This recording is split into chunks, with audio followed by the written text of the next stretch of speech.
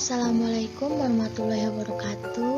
Hai everyone, perkenalkan nama saya Ania Suranija, NPM 2101070031. Di sini saya ingin mengumpulkan tugas UTS Biokimia dan Fisika Kesehatan dengan dosen pengampu Ibu Dr. Elsa Fitriana dan saya sendiri dari program studi S1 Kebidanan.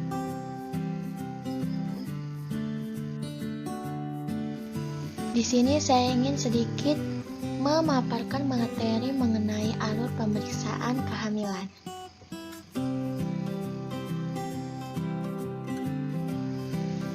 Antenatal care atau disingkat ANC adalah layanan yang diberikan oleh petugas kesehatan seperti bidan kepada ibu hamil dan janin.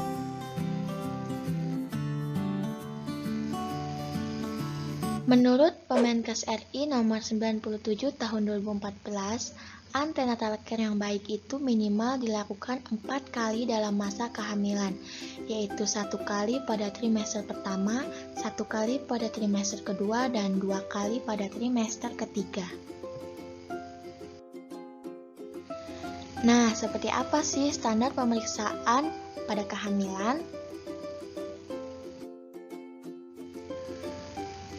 Menurut Kemenkes RI tersebut, standar pemeriksaan kehamilan yang baik itu ada 10 poin.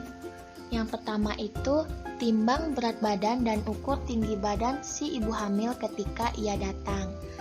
Yang kedua itu mengukur tekanan darah. Yang ketiga, kita harus mengukur tinggi fundus uteri atau tinggi rahim si ibu. Memang ini biasanya sudah banyak digantikan dengan pemeriksaan USG.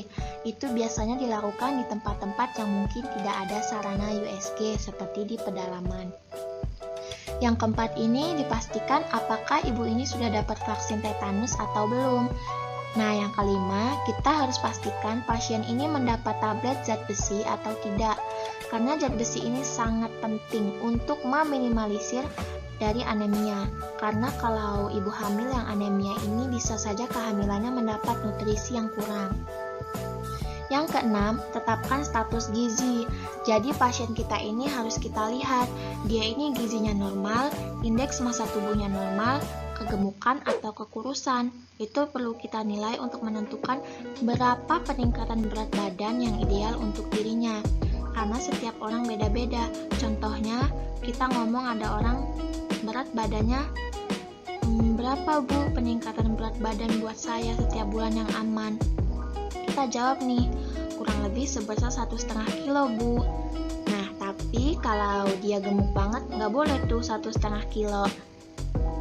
Tapi juga kalau dia kurus banget tuh boleh 1,5 kilo atau lebih. Itu pentingnya kita tetapkan status gizi dari pasien kita ini.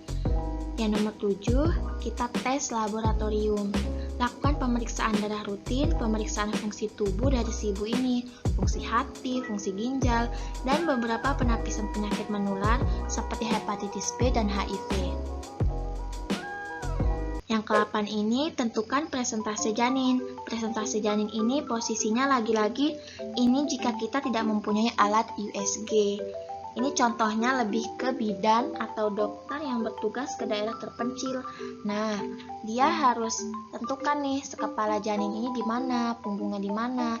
Sehingga kalau dia tahu contoh punggungnya di sebelah kanan, disitulah dia mencari dengan alat. Ada namanya itu alat Linex untuk mendengar denyut jantung janin. Jadi denyut jantung janin itu bisa dia pantau normal atau tidak. Yang ke-9 itu tata laksana kasus. Tata laksana kasus itu jika pemeriksa si ibu bidan ini dia di puskesmas nih. Waduh, pasien saya ini sepertinya punya kelainan nih. Denyut jantungnya jelek atau tekanan darahnya tinggi. Dia ini harus segera dirujuk. Nah, si bidan ini cepat merujuk, jadi tidak lama. Proses rujuk ini kalau kelamaan itu yang terkadang-kadang meningkatkan angka kematian si ibu dan janin. Makanya penting tata laksana ini dinilai oleh pemeriksa, khususnya di daerah-daerah yang jauh dari sarana yang lengkap. Yang terakhir itu temu bicara. Temu bicara ini kurang lebih seperti anamnesis. Umumnya pasien datang, kita harus meluangkan waktu untuk bertanya segala macamnya, mulai dari riwayat penyakitnya atau lain sebagainya. Itu kita lakukan melalui temu bicara atau anamnesis. Mungkin segitu dulu ya video saya kali ini. Terima kasih. Wassalamualaikum warahmatullahi wabarakatuh.